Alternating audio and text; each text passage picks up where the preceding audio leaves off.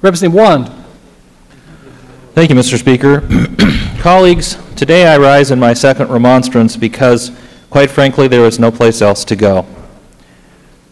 In my fair town, Troutdale, the elementary school recently wanted to start a recycling program. They did exactly what we expected they would do.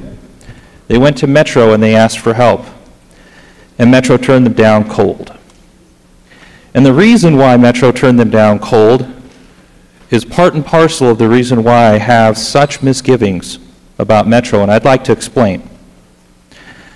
When I started on the Troutdale City Council, Metro came calling with a form ordinance called the Business Recycling Ordinance.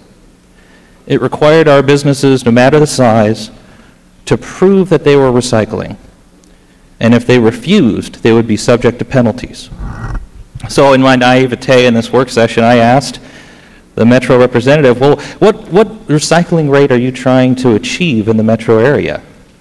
And he gamely said 64%, and I said, that's great. That's a great goal, and I support it. So what is the recycling rate for the businesses here in Troutdale? And the answer was 85%. And again, it just seemed to me that in a small town where we have already adopted the ethos of recycling all on our own, with no penalties, with no ordinances, it is something we do as a part of our community. Why on earth would we adopt an unnecessary ordinance when my city is not the problem in the metro area? The response was swift and certain. We did not take up that ordinance, and we did not pass it. Metro immediately cut $4,500 a year that it had been sending to the city of Troutdale to assist us with an employee who helped our businesses that were wanting to recycle. I expected that would be the end of the matter and that $4,500 would be a small price to pay, but worth it for an ordinance that was so egregiously unnecessary. It wasn't very long after I got sworn in to this fine body that Metro came calling again with a new Troutdale City Council, with a couple of new members.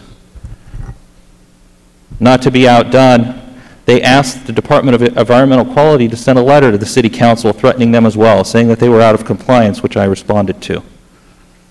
And then we had the incident with Troutdale Elementary. And I ask you, colleagues, at what point is enough enough? When is the object of our laws more important than the power of one regional body? My city recycles. We do it voluntarily, and that ought to be good enough. Thank you.